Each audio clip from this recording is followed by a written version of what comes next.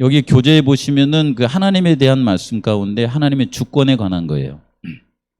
하나님의 주권에 관한 거하고 시간이 허락되면은 좀 뒤에 가셔가지고 하나님의 내부의 역동성이라고 하는 주제로 나와 있는데 아마 거기까지는 가기 힘들 것 같아요. 왜냐하면 계시된 말씀을 제가 이렇게 설명하려고 하니까 계시된 말씀이 딸릴 것 같아요. 제 설명이 딸릴 것 같아요. 제 설명이 딸리죠, 당연히. 그러다 보니까 이걸 어떻게 설명해야 되나 고민하면 여기다 교과서를 그냥 그대로 이렇게 카피를 해놨습니다. 예. 그래서 왜 목사님이 왜 교과서를 카피를 해놨냐? 다 제가 손타자를 친 거예요. 예? 우리 복사해갖고 넣은 거 아닙니다. 요약을 해보려고 했는데 요약이 안 돼. 요약을 해놓은 것 같아요. 꼭 그래가지고 그렇습니다. 하나님의 그 주권, 하나님께서는 온 우주 만물을 그분께서 통치하신다, 다스리신다. 그분에게 주권이 있다라고 하는 부분입니다. 근데 제가 옆에다 가로쳐 놓고서는 계시된 의지와 은밀한 의지라고 써놨죠. 이것은 요즘 그 새벽 기도회 하면서 그 새벽 기도의 기도 낭독문을 쓰신 분께서 성경을 이렇게 이해할 때에 하나님의 명백한 계시된 의지가 있대요. 하나님께서 명백하게 계시하신 의지. 마치 뭐와 같냐면 요셉이 어렸을 때 꿈을 꿨잖아요. 그 꿈을 통해서 요셉의 삶에 대해서 큰 계시를 주신 거예요. 그러면 그 큰 계시가 얼른 이루어져 버렸으면 좋겠죠. 근데 하나님의 그 은밀한 그 의지가 담긴 계획은 뭐냐면은 요셉을 그냥 이렇게 꿈을 이루지 않고 형들의 손에 팔려가지고 애굽으로 노예로 가가지고 보디발의 집에 갔다가 그 다음에 보디발의 집에서 또 감옥으로 가고 그 다음에 거기서 왕의 그 신하들의 꿈을 해석해 줬더니 잊어버리고 하다가 아주 적합한 그 타이밍에 바로가 요셉을 부른 거예요. 그 타이밍에. 그래서 요셉의 꿈이 이루어지기까지의 과정은 알려져 있어요, 안 알려져 있어요? 그게 안 알려져 있어요. 은밀한 하나님의 의지다라고 하는 거죠. 그래서 큰 계시를 바라보면서 은밀한 하나님의 의지가 담겨 있는 그 길을 걸어갈 때는 뭐가 필요한 것 같아요? 지식도 필요하지만 믿음이 필요해요. 믿음이. 이걸 모르면은 사람이 이제 뭐 이렇게 막 순간순간 반응해가지고 막 이제 우리 삶이 엉망이 되죠, 그냥. 그렇죠? 그래서 때로 막 시리에 빠지고 어려움 가운데 살고 그렇잖아요. 왜 하나님은 나한테 이렇게 나만 미워하신다고 막 이렇게 하기도 할 수도 있고 그렇죠. 그래서 한번 보겠습니다. 성경은 하나님의 주권을 명백하게 가르치고 계십니까? 가르치고 있어요? 그냥 예스 하세요. 그냥 밑에 내가 성경절 다 적어놨으니까. 성경은 하나님의 주권을 명백하게 우리에게 가르치십니다.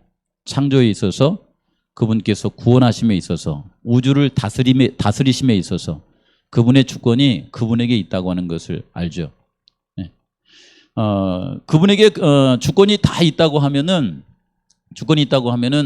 또 이제 질문이 있어야 돼요. 그건 뭐냐면 하나님의 주권이 있어서 그분께서 계획하신 대로 이렇게 다 이루어가는데 우리에게 자유의지는 뭡니까? 이렇게 물어보셔야 돼요. 하나님의 예정하심이 있고 하나님의 예지하심이 있는데 그 가운데 우리의 자유의지를 하나님께서는 어떻게 하십니까? 라고 이렇게 물어보셔야 되겠죠. 예, 그런 부분에 대한 오늘 말씀을 같이 보는 겁니다. 우리가 이제 살아가시다 보시면은 우리는 우리의 자유의지대로 모든 것을 할 수 있는 것 같아요? 아니면 하나님이 허락하시는 범주 안에서 우리의 자유의지를 이렇게 활용하며 사는 것 같아요? 그렇죠. 성경은 그렇게 말하라고 그래요.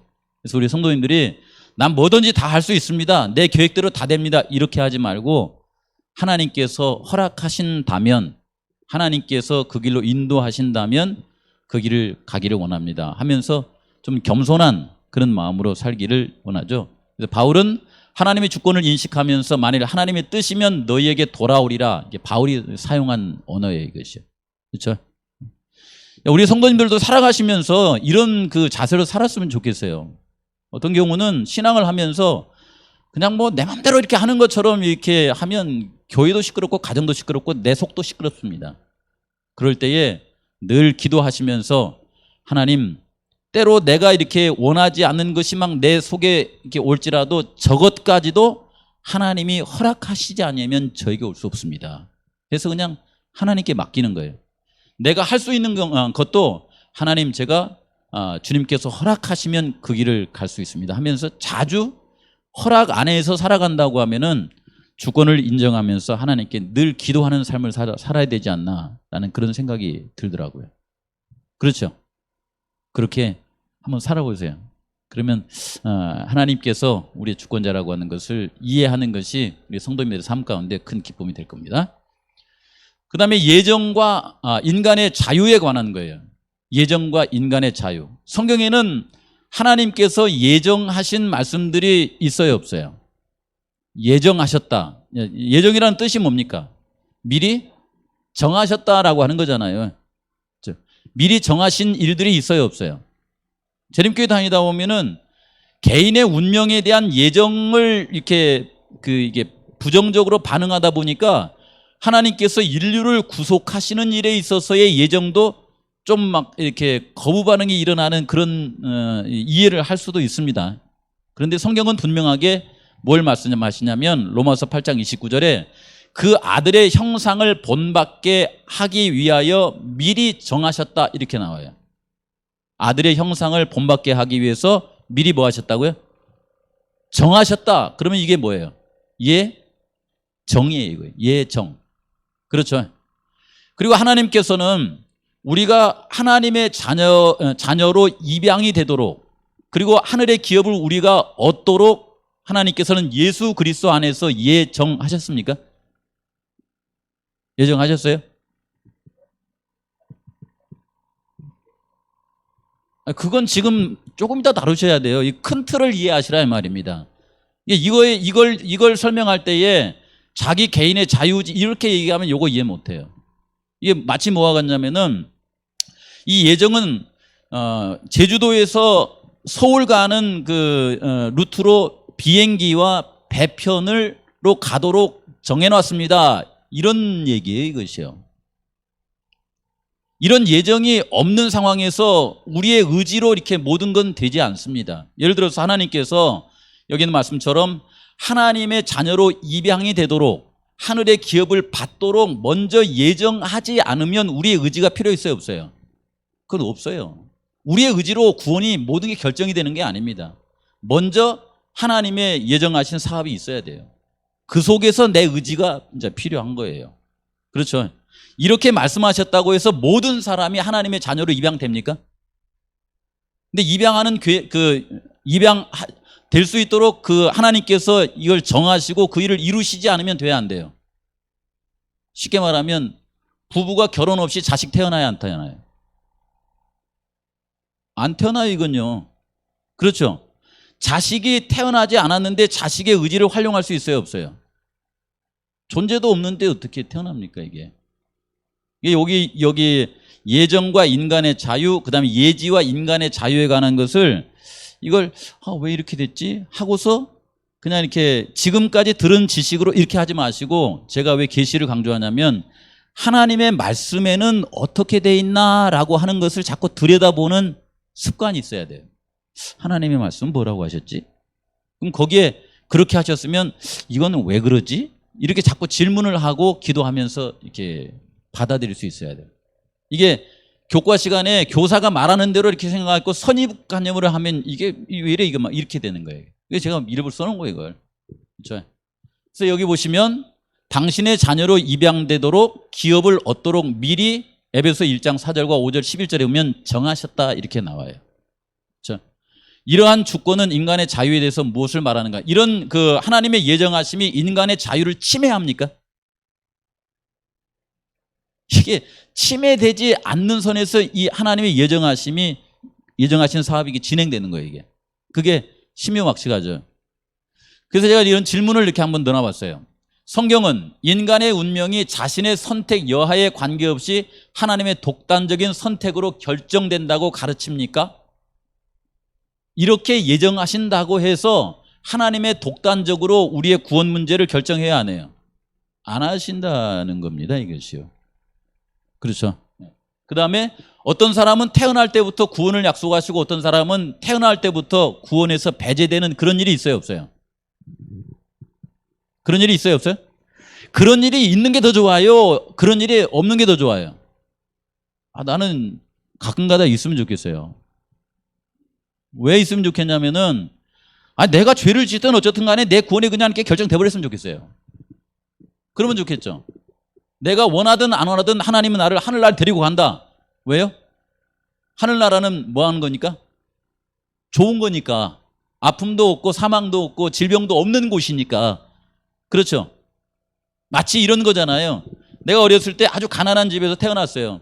그래서 그냥 살아가면서 배불리 먹어봤으면 학교 다니면서 공부하고 싶은데 내 학비 걱정 안 하고 학교 다녀봤으면 그다음에 결혼할 때 집이라도 한 채 사줄 수 있는 부모가 있었으면 하는 그런 바람이 딱 있었는데 누군가 우리 집에 와가지고서는 저희 어머니하고 이렇게 얘기를 하시는 거예요. 저 아들을 나한테 양자로 주면은 내가 이 아들 배고프지 않게 해주겠습니다. 이 아들 공부하고 싶은 대로 하게 해주겠습니다. 미국 유학도 시키겠습니다. 이 아들에게 제게는 사업체가 있는데 그 사업체를 물려줄 뿐만 아니라 집도 땅도 다 이렇게 줄 수 있습니다. 그러니 그 아들을 저한테 주십시오. 이렇게 했어요. 그러면 거기에는 내 선택이 안 들어가도 좋을까요? 다 준대잖아 이게. 내가 원하는 거. 하늘나라가 우리가 생각하기에 너무 좋은 것이기 때문에 우리 선택 없이 막 이렇게 데려가면 우리 성도들이 행복하시겠어요? 그것보다 더 중요한 게 있습니까? 옛날에는 어렸을 때 그런 데잖아요. 애들이 이제 그런 거 잘 모를 때는 그냥 이렇게 예를 들면 밥 먹는 거고, 그 다음에 학교 다니는 거고, 그 다음에 이렇게 집 이렇게 사업체 다 필요 없고 누구만 있으면 된다 그래요. 나는 엄마만 있으면 되니까 나 저기 보내지 말라고 그러잖아요. 쉽게 말하면은 그 많은 특권보다 더 소중한 것이 뭐예요? 자기 자신의 의지예요, 의지. 거기에 대해서 우리 성도님들이 이렇게 잘 이해하시면 굉장히 신앙이 행복해져요. 그러시겠죠? 대답 안 해. 난 그러고 싶은데. 제가 원하지 않으면요, 나 재림교회 나갈 거예요, 저는. 제가 재림교회 다니면서 그래도 성서적으로 가르치고 배우기 때문에 여기 남아있는 것이지, 저 월급 때문에 여기 남아라. 아니면 내 자녀들 이렇게 학교 다닌 것도 남아라. 그러면은 그것 때문에 하라면 저는 나갈 거예요. 그것이 저한테 중요한 게 아니거든요. 진리 가운데 있으면서 그 가운데 저의 의지를 통하여서 이곳을 선택하면서 있기 때문에 제가 여기 있는 것이지 다른 혜택 때문에 여기 있고 싶은 마음은 별로 없어요. 사실은 여기보다 더 좋은 혜택을 주는 데도 있어요, 없어요? 이때니까요. 네. 이게 설명을 하다 보면 이렇게 길어진다니까요. 하나님께서 예정하시지만은 인간의 자유의지를 무시해요, 안 해요? 무시하지 않는다. 이게 참 어려운 거예요, 이것이요. 예정은 하신다고 그러는데 또 무시하지는 않는다고 그러고.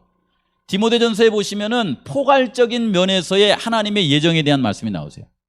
여기 디모데전서에 하나님께서는 누구는 구원받고 누구는 구원받지 못하도록 그분께서 조절하십니까? 여기 뭐라고 나왔어요? 하나님은 예수 그리스도 안에서 모든 사람이 다 구원받기를 원하는 자라, 이렇게 말씀이 나오죠. 그렇죠? 그 다음에 여기 베드로후서 3장 9절에 있는 말씀에 보시면은 하나님은 결과적으로는 어떤 사람은 구원에 이르기 못하는 사람도 있고 어떤 사람은 구원에 이르는 사람도 있지만은 하나님께서는 모든 사람이 다 회개하여 구원에 이르기를 원하십니까? 그렇습니까? 요한복음 3장 16절에 보시면 하나님이 세상을 이처럼 사랑하사 독생자를 주셨는데, 하나님이 독생자 주실 때에 강경삼 집사님은 위에서 독생자를 주셨지만은 현복삼 집사님은 대답을 잘하니까 안 줬어요? 예? 여기는 말 별로 잘 안 듣잖아요. 그러니까 현복삼 집사님을 위해서는 독생자 예수님을 안 줬어요. 강경삼 집사님 말 잘 들으니까 주셨어요. 이렇게 나왔습니까? 그렇게 안 나왔어요. 하나님은 세상의 모든 사람들을 위해서 독생자를 주시고 그들이 믿음으로 받아들일 때에 영원한 생명을 주신다. 이렇게 나와 있습니다. 이게 포괄적인 면에서 하나님께서 우리가 구원을 얻도록 예정하신 말씀이 나와요. 인간의 자유의지가 개인의 운명을 결정짓는 요소가 되는데, 그러면서도 하나님께서는 끊임없이 무슨 말씀을 하시냐면은 그분이 모든 걸 다 주셨으면서도 계속 뭐라고 그래요? 하나님의 말씀을 듣고 그 다음에 하나님의 말씀을 받아들이고 그 하나님의 말씀을 뭐라고 합니까? 순종하도록 계속 선택을 하도록 이게 종용을 하시는 거예요. 계속 그렇게 하시죠. 성경을 읽다 보시면 오늘날 너희가 이렇게 여호와를 선택하든지 아니면 세상 신을 선택하든지 너희가 오늘날 그 신을 택하라 이런 말씀들이 많이 나오잖아요. 이렇게. 그렇죠.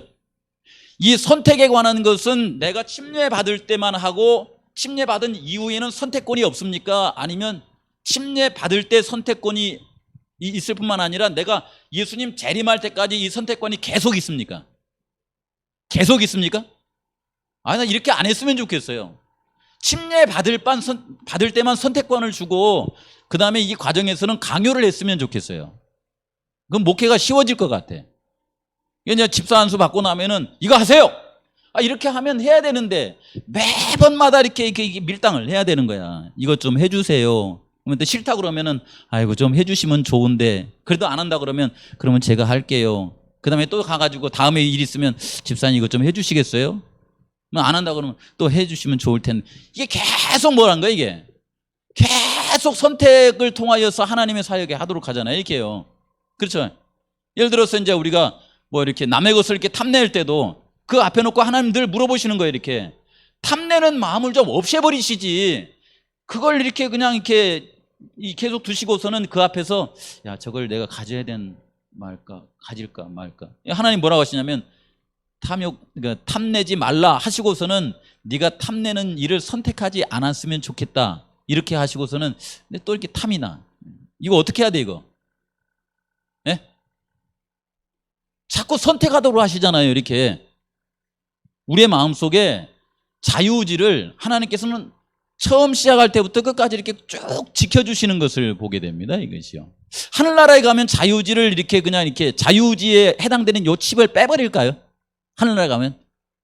그래서 지금 예수님 재림 전까지는 내가 선택할 수 있는 그걸 줬지만은 예수님 재림할 때는 이게 우리의 이제 모든 존재가 이렇게 변할 될 때는 우리 속에 있는 자유의지의 부분에 대한 요 유전인자를 이렇게 쏙 빼가지고 이제부터는 너는 자유의지가 없어. 그러니 앞으로 죄가 나올 가능성이 있어요, 없어요? 어? 죄가 나올 가능성이 없으니까 하늘나라가 정말 무슨 나라가 되는 거예요? 죄가 안 생기니까. 진짜 하늘나라가 되는 거잖아요. 그렇게 해서 이제 재림 후에 우리에게 주시는 새하늘과 새 땅에서 그때 이제 죄가 이 땅에 일어나지 않고 그 영원한 행복과 기쁨을 유지해 나가십니까?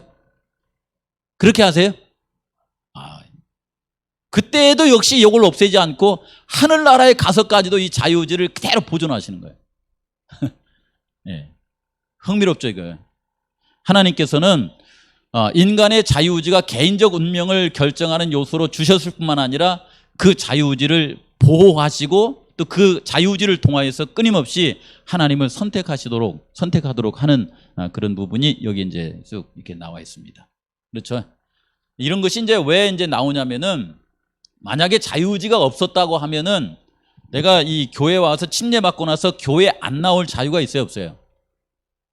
자유의지가 없다고 하면 교회 와서 침례를 받았는데 교회 다니는 게 불편해. 밖에 나갈 자유가 있어요, 없어요? 없어지는 거잖아요. 근데 하나님께서 자유의지를 주셔가지고 교회에 나서 침례받고 어디로 나가요? 세상으로 나가는 거예요. 세상으로 나가는 길을 선택한 사람들이 여기 써져 있어요. 그런가 하면 그 반대로 교회를 다녔더니 집안에서 뭐 하필 그 교회를 갔냐고 그랬었고 그 다음에 핍박을 하고 뭐 아버지가 집에 한 사람이면 되지 뭐 교회 가서 또 아버지라고 그렇게 불렀었냐고 이렇게 했었고 교회에서 뭐 내면 거기 교회 갖다 주냐고 나를 이렇게 주라 이렇게 말했었고 그렇게 막 나를 핍박을 해도 내가 신앙 안에서 교회를 계속 다니고자 하는 그런 자유의지도 줘야 안 줘요? 그건 강요인가요? 그 의지도 주세요. 나가는 의지도 있지만 나갈 수 있는 의지도 있지만 여기에 계속 다니시면서 신앙할 수 있는 의지도 하나님께서 주신다는 겁니다. 그렇죠? 그렇게 우리에게 자유의지를 주신다는 겁니다. 하나님은 각 개인이 어떻게 선택하실지 그건 아실까요? 모를까요? 교회를 나가는 길을 선택할지 아니면 교회에 남아있는 것을 선택할지 그걸 알아요? 몰라요? 그게 이제 그 전지하신 그분의 품성, 그 신격에 의해서 아셔요. 근데 아시는데도 불구하고 그 전지하신, 예지하신 그 능력이 사람의 개인의 선택을 이렇게 흔들어요, 안 흔들어요? 예? 흔들지 않습니다. 이게 같이 공존한다는 게 신비하죠. 그렇죠. 저 같으면 금방 개입하고 싶어서 막 마음이 그런데, 예, 괜찮아요. 성경의 예정은 그리스도를 믿기로 선택하는 모든 사람은 구원받도록 되어 있는 아직 유효한 하나님의 효과적인 목적 속에서 하나님의 성경의 예정이 존재한다라고 했습니다. 그러면서 또 성경을 읽다 보시면 또 이런 말씀이 있어가지고 또 이렇게 힘들죠. 하나님께서 그 로마서 9장에 있는 말씀에 보시면은 야곱을 사랑한다고 해요? 에서를 사랑한다고 그래요? 야곱을 사랑한다고 하고 에서는 뭐 한다고 그래요? 미워한다라고 하는 말로 이렇게 표현이 됐잖아요, 이렇게요. 그렇죠. 이걸 자칫 잘못해가지고 우리 금연이하고 광연이가 있는데 저는 야곱처럼 누구를 사랑할 것 같아요? 에서처럼 누구를 미워할 것 같아요? 하나님 이걸 구원론에 이렇게 적용하자면 내가 사랑해서 구원할 아들은 누구고 미워해서 구원하지 않을 아들은 누구예요? 이렇게 해석을 할 수도 있다라고 하는 것입니다. 그렇죠. 예. 그런데 아까 이렇게 해석을 하면은 하나님이 세상을 이처럼 사랑하사 독생자를 주셨으니라고 하는 말씀이나 하나님은 모든 사람이 다 회개하기를 바란다고 하는 말씀이나 모든 사람들이 구원에 이르기를 원한다는 말씀하고 이렇게 충돌이 돼야 안 돼요. 이게 충돌이 되잖아요. 그러면 여기에 있는 말씀은 적어도 그런 말씀이 아니다라고 하는 것을 알 수가 있겠죠. 그렇죠. 그래서 야곱은 사랑하고 에서를 미워했다는 말씀의 성경절과 바로의 마음을 강팍하게 하셨다는 말씀이 무슨 뜻인가 하냐면은 그것은 누구나 구원받을 수 있다고 하는 하나님의 말씀이 있는데 그 말씀을 이제 다른 사람에게 알려야 되잖아요. 알리는 때 있어서 뭐라고 했냐면 본문의 말씀은 문맥에서 바울의 관심이 선교였지 뭐가 아니었다는 거예요? 구원이 아니었다라고 하는 것입니다. 그러니까 하나님께서 어떤 일을 하시고자 하실 때에 야곱을 선택해서 하실지 에서를 선택해서 하실지에 관한 것은 누구의 뜻이에요? 하나님의 뜻이다라고 하는 것입니다. 그렇죠. 이게 사랑했다, 미워했다는 말을 잘못 우리에게 적용하면은 예를 들어서 교회에서 선거위원을 했어요. 선거위원을 해서 한 분은 이제 수석장로님이 되고 한 분은 집사가 됐어요. 그러면 이 말을 어떻게 해석하냐면 수석장로님은 하나님이 사랑하시고 집사는 하나님이 미워했다 이렇게 해석을 할 수 있는 오해의 여지가 있습니다. 그렇죠. 근데 성경을 읽어가시다 보시면은 하나님께서 일을 하게 할 때에 일하는 사람을 선택하는 건 누가 할 수 있는 거예요? 하나님께서 하신다 이 말이에요. 야곱을 통하여서 하나님께서 이 메시아의 족보가 이어지도록 선택하는 건 누구의 고난이에요? 그거예요. 하나님의 고난이라는 것입니다. 알고 보면은 에서가 이 일에 대해서 불평할 필요가 있어요, 없어요? 이렇게 설명하고 나서 제가 물어볼게요. 하나님은 야곱을 더 사랑하십니까? 에서를 더 사랑하십니까? 그렇죠. 둘 다 사랑하십니다. 그러나 하나님께서는 메시아의 조상으로 누구를 택하셔서 일하십니까? 야곱을 통해서 일하신다라고 하는 겁니다. 그렇죠. 예. 그 뜻이 여기에 있더라고요. 하나님은 특별한 일을 위해서 특정인을 선택하여서 하신다라고 하는 겁니다. 구원의 기회는 둘 다 똑같이 주어지지만은 하나님은 구원의 기회를 세상에 전파하는 계보로는 야곱을 선택하셨다라고 하는 것입니다. 근데 보시면은 그 메시아의 조상으로 야곱의 12아들이 있었는데 우리 성도님들 생각할 때는 12아들이 당대의 하는 행동을 통해서만 보면은 누가 더 메시아의 조상이 됐으면 좋겠어요? 요셉이 됐으면 좋겠어요? 유다가 됐으면 좋겠어요?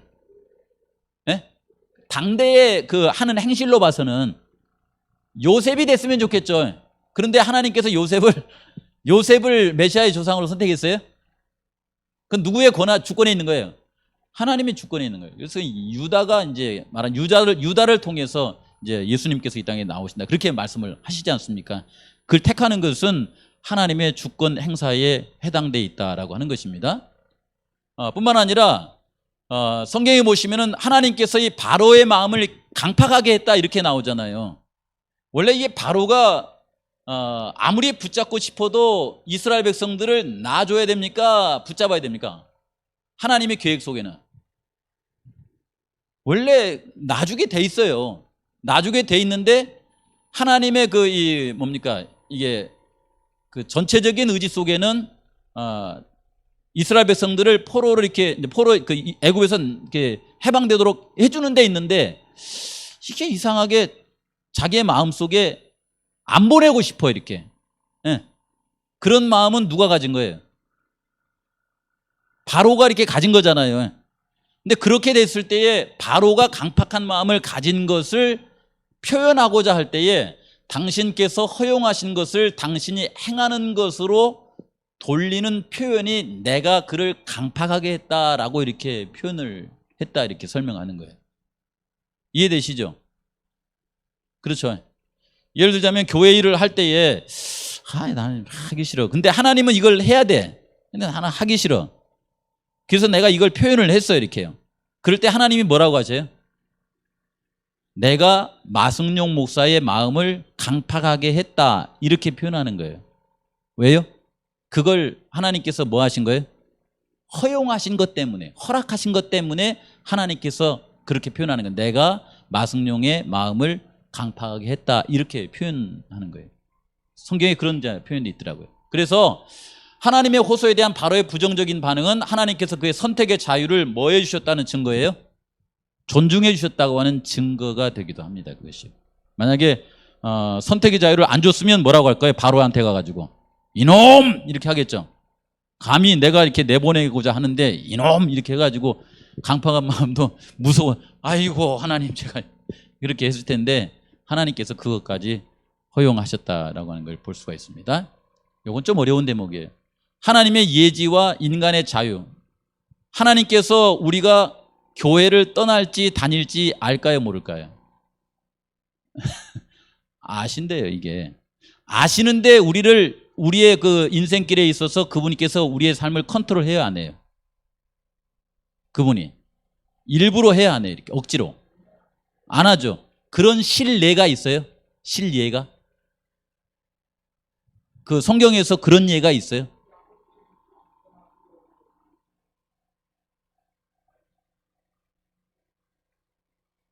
예예.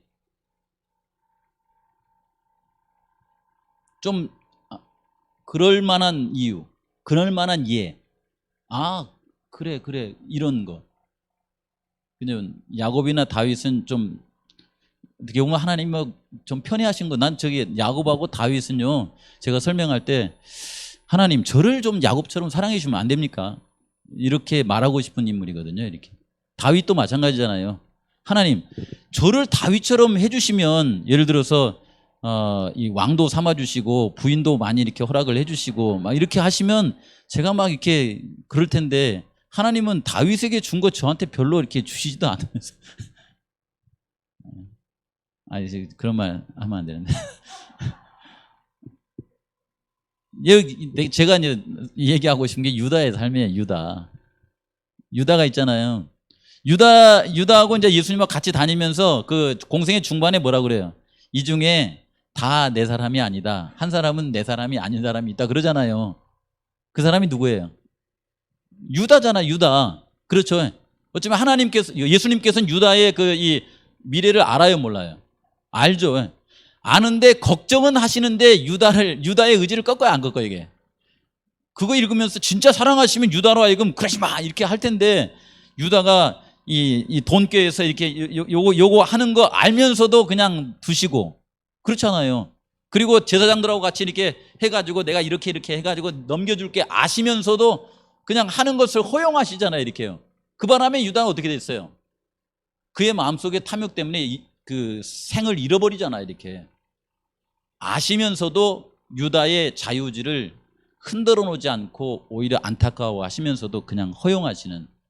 그러면 하나님은 예수님은 유다를 안 사랑하는 걸까요? 예수님의 사랑 방법은 그의 자유의지를 뭐 하시는 거예요? 존중해 주시는 거예요.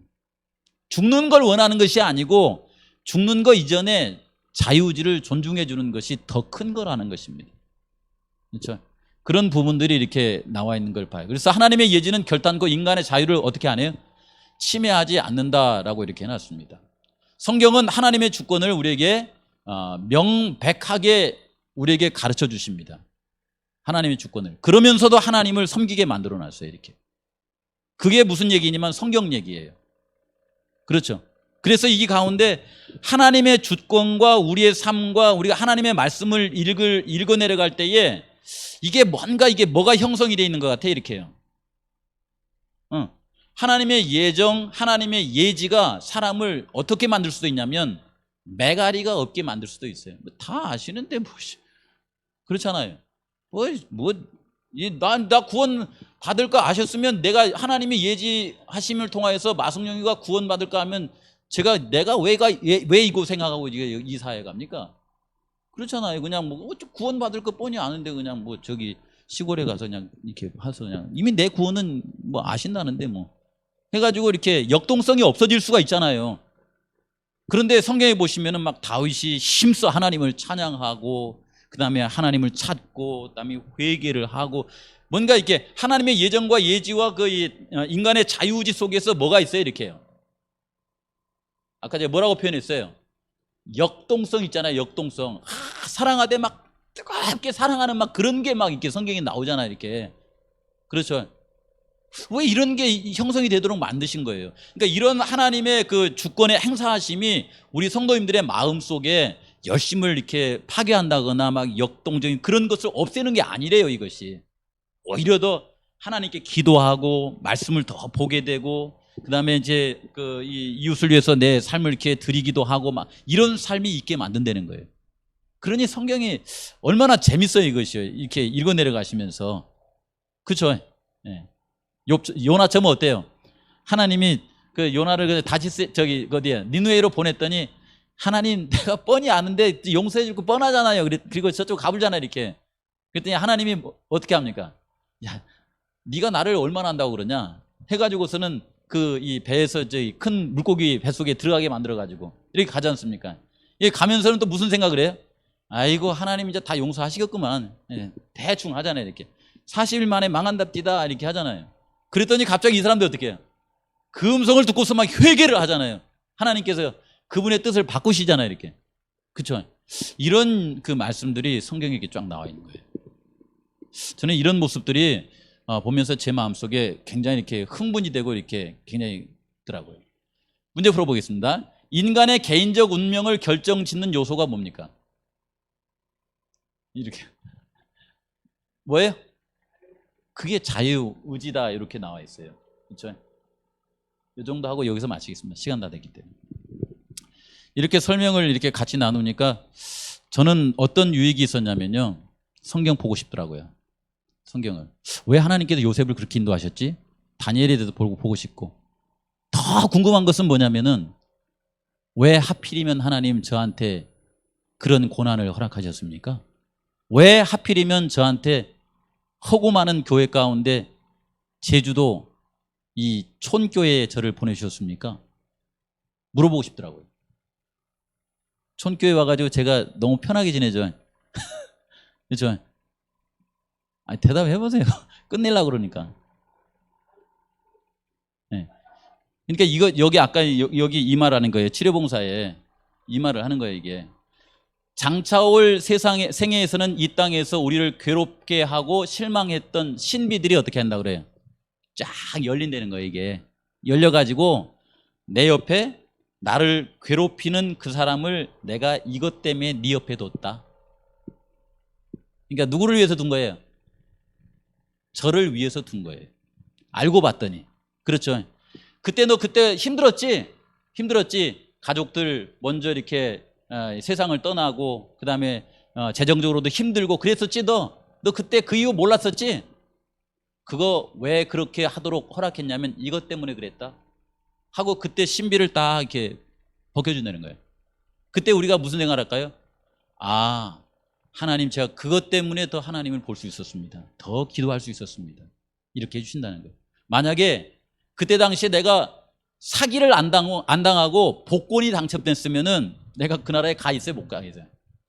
네? 사기를 당한 바람에 아, 재물이라는 것이 별거 없구나 하고서는 이 자리에 남도록 내가 그거 허락했다? 만약에 너한테 복권 사가지고 복권 당첨되게 했으면 너는 여기 못 있어. 요 비밀을 거기서 설명을 해준대요. 이해됩니까? 그래서 하나님께 모든 것을 맡기고 살라는 거예요. 우리는 응답받지 못했던 것들을 보였던 우리의 기도와 좌절당했던 희망이 우리에게 가장 큰 축복이었다는 것을 하늘에 가시면 알게 될 것이다. 이렇게 합니다. 이런 건 좀 아멘 하십시오. 저도 힘들어 죽겠는데. 예? 아멘입니까? 예, 그렇게 사시기 바랍니다. 기도하겠습니다.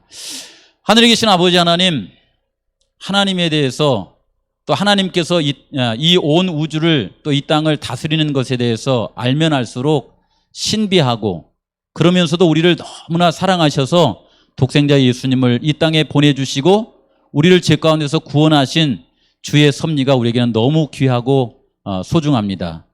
하나님 때 그럼에도 불구하고 우리의 삶 가운데 내가 이해하지 못하는 힘들고 어려운 길들도 있고 내가 알 수 없는 그런 삶이 우리의 삶 가운데서 계속해서 재현되고 있습니다. 이러할 때 우리가 우리의 자유의지를 어떻게 사용하여서 하나님을 선택하고 주님을 신뢰하며 살아갈 수 있을지 성령을 통해서 늘 가르쳐 주시옵소서. 하나님의 원하시는 길을 순종하며 따라 걸어갈 수 있도록 함께하여 주시옵소서. 그래서 예수님께서 나중에 오실 때에 내가 그러할 때에 이것 때문에 너를 그러한 길로 인도했다라고 하는 말을 들으면은 우리의 입술 속에서 하나님을 찬양할 수 있는 그런 끝을 저희들에게 허락하옵시기를 구합니다. 예배를 마치고 돌아가는 길에도 주의 은혜가 함께하옵시기를 예수님의 이름으로 기도합니다.